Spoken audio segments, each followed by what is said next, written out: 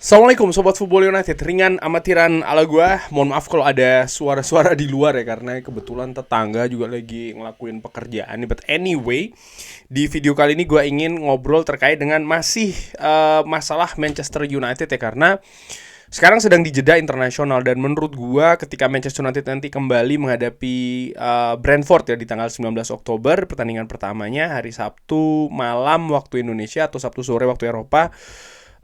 Permasalahan dari Manchester United ini masih sejauh ini masih sama ya, dan ini harus dicari solusinya. Nah, apa itu masalahnya? Menurut gua lini depan Manchester United sampai dengan saat ini terpaku di papan tengah menuju papan bawah sebenarnya, karena masalah lini depan itu yang utama. Gua melihat bagaimana lini depan Manchester United ini tidak cukup banyak mencetak gol, dan dengan keringnya gol tersebut membuat Manchester United ini kesulitan untuk mendapatkan hasil-hasil dan juga poin-poin maksimal menghadapi Crystal Palace contohnya ya, di mana Manchester United sebenarnya harusnya bisa menang sih menurut gue dengan banyaknya peluang yang terjadi.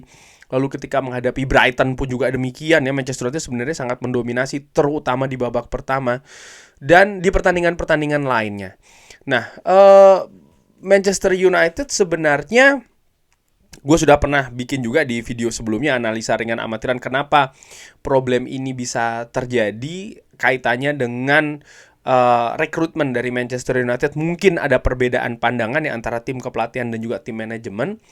Tapi ya saat ini faktanya adalah ini hal yang harus dicari solusinya. Manchester United kalau dari penyerang, oke, ada Joshua Zirkzee, ada Rasmus Højlund yang keduanya sudah fit. Menurut gue ini kabar bagus.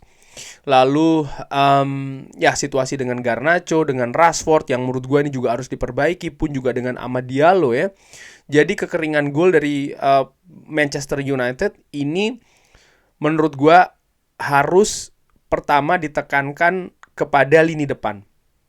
Lini penyerang, kenapa? Ya karena ini sebenarnya tugas dari lini depan ya kan, lini penyerang untuk mencetak gol. Nah, bagaimana ini bisa dilakukan? Kalau gue lihat misalnya secara ringan amatiran ya, pertandingan-pertandingan yang sudah dilalui oleh Manchester United, sering ada periode-periode panjang di pertandingan mereka ini tampil dominan, mereka tampil menguasai possession, mereka memiliki skema yang bagus dalam menyerang, dalam melakukan transisi, tapi tidak maksimal dalam finishingnya ya.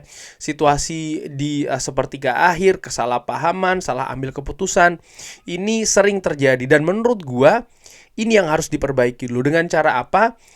Gua justru melihat nomor satu adalah bagaimana latihan secara individu ya. Finishing secara individu. Menurut gue dari beberapa skenario, beberapa skema, ini harus dipertajam lagi. Kenapa? Ya, gue melihat masalah utama nomor satu adalah finishing di lini depan Manchester United. Dan ini mungkin dengan ya itu tadi seperti gue katakan ya, latihan individu, pemain-pemain penyerang ya, Rasmus Højlund, Joshua Zirkzee, Garnacho, Rashford, Amad, Anthony, ini di drill betul untuk bisa menjebol gawang lawan. Ini juga termasuk misalnya Bruno Fernandes ya, salah satu pemain yang kalau dilihat dari statistik selisih antara XG dan juga real goalnya ini cukup tinggi. Jadi ada hal yang tidak efisien di sana, dan ini ya harus diperbaiki sekali lagi dengan latihan drill individu finishing. Menurut gua ini yang harus dilakukan. Lalu nomor 2, ya mereka juga mungkin bisa melatih skenario-skenario lain untuk mencetak gol ya. Ini secara tim, kerjasama skema, pengertian, komunikasi ini juga penting. Sering dalam beberapa pertandingan terakhir Erik ten Hag ini memberikan kode kepada pemain di atas lapangan untuk talk to each other.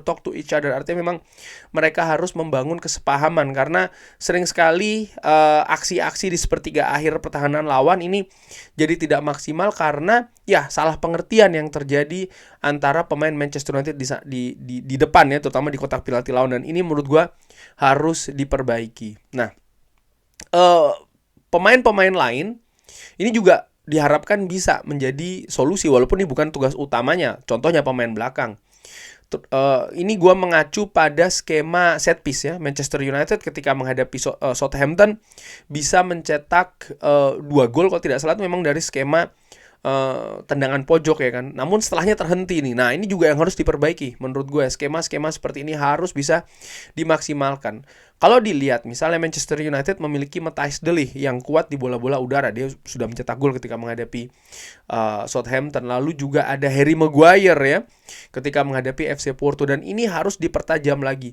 Tapi tetap dengan bobot yang lebih besar itu ada di lini depan untuk mencetak gol ke gawang lawan. Kalau seandainya situasi ini buntu, artinya buntu bukan berarti tidak mencetak gol ya, tapi memang ada kesulitan yang besar untuk bisa membuat gol ya. Mungkin dengan kemenangan, tapi kemenangan tipis, lalu juga angka-angka statistik misalnya XG-nya terlalu besar perbedaan dengan real goal-nya, di mana saat ini tuh yang didapat oleh Manchester United. Ya gue melihat dengan asumsi manajemen, sekali lagi ya, dengan asumsi manajemen ini masih percaya dengan Erik ten Hag di musim dingin nanti, ya salah satu cara yang paling terbesar adalah merekrut penyerang sih. Dimana sebenarnya terkait dengan penyerang, ya Manchester United atau manajemen ini kan sudah mendatangkan penyerang baru, yaitu adalah Joshua Zirkzee. Tapi kalau melihat salah satu komentar dari Samuel Lukhors ya dari Manchester Evening News nih, kalau tidak salah di Twitter yang dia bikin, bahwa ada keadaan yang tidak ideal di lini depan Manchester United, di mana lini depannya dihuni oleh dua pemain muda.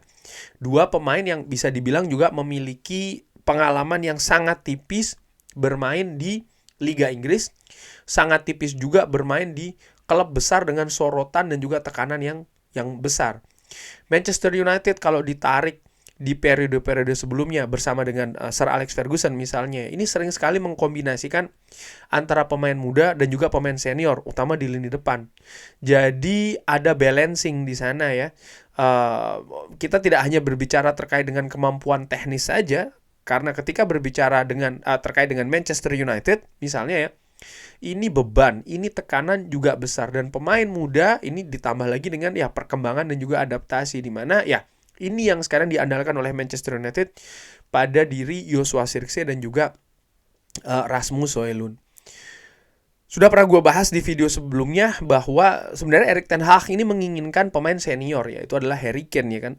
Tapi ternyata manajemen memiliki pandangan lain. Gua pun juga memiliki pendapat ketika di musim panas kemarin, siapa yang mendampingi Rasmus Højlund. Gue pada saat itu ya sering ya gue katakan, gue justru berharap sebenarnya pemain yang senior, yang bisa menjadi rotasi, menjadi backup, tapi tetap memiliki kualitas, sehingga ada mereka karena sudah memiliki pengalaman, maka bagaimana tekanan, beban ini bisa ditangani lebih bagus oleh pemain senior tersebut. Semacam dalam tanda kutip juga perisai ya bagi lini depan Manchester United, khususnya untuk pemain-pemain muda seperti kayak Rasmus Højlund. Dan gua berpikir mungkin ini juga bisa menjadi salah satu solusi sih. Artinya di musim dingin nanti Manchester United mendatangkan pemain senior. Tugasnya bukan untuk sebagai menjadi mesin gol dari Manchester United. Ya harapannya bisa memberikan kontribusi dari sisi gol, tapi juga bagaimana ini nih menjadi proteksi ya. Semacam kayak tadi gue katakan, perisai dari sisi tekanan, dari sisi beban juga di lini depan bagi pemain-pemain muda. Di samping juga mungkin ada pengalaman yang bisa ditularkan, bimbingan juga, karena gue pikir ini juga hal yang penting. Mungkin manajemen melihat, saat ini Manchester United memiliki sosok senior untuk melatih, untuk membimbing dalam diri seorang Ruud van Nistelrooy. Namun jangan lupa Ruud van Nistelrooy pun juga menjadi pelatih di klub sebesar Manchester United. Ini juga merupakan pengalaman baru bagi dia. Dan nampaknya di periode awal ini dia juga menemui tantangan yang besar. Beda misalnya ketika Benny McCarthy yang sudah selesai itu berada di Old Trafford ya kan. Pada saat itu dia bisa langsung memberikan perbedaan. Tapi mungkin ini ada tahapan-tahapan ataupun proses yang masih harus dilalui oleh seorang Ruud van Nistelrooy. Mungkin pada saat itu kenapa manajemen tidak mendatangkan striker senior tapi striker muda, karena ya melihat ada ya sosok Ruud van Nistelrooy yang bisa membimbing, membantu, karena Ruud van Nistelrooy juga memiliki pengalaman ya kan dengan pemain-pemain muda ketika dia bekerja di Ajax, di PSV Eindhoven. Mungkin itu yang terjadi. Tapi ya balik lagi ya, gue berpikir ada 3 solusi yang bisa mungkin dilihat oleh manajemen untuk memperbaiki kualitas lini depan. Nomor satu adalah ya drill secara individu untuk tim penyerangnya ya. Lalu nomor dua ya menajamkan lagi skema-skema serangan, mencari solusi membongkar gawang lawan, terutama di sepertiga akhir ataupun kotak penalti. Atau solusi ketiga adalah mendatangkan individu baru ya yang lebih senior khusus untuk lini depan di bursa transfer musim dingin nanti. Kurang lebih seperti itu. Bagaimana menurut Sobat Football United? Seperti biasa silahkan drop di kolom komen. Terima kasih sudah menyaksikan. Jangan lupa like, share, dan juga subscribe. Wassalamualaikum warahmatullahi wabarakatuh. Thank you.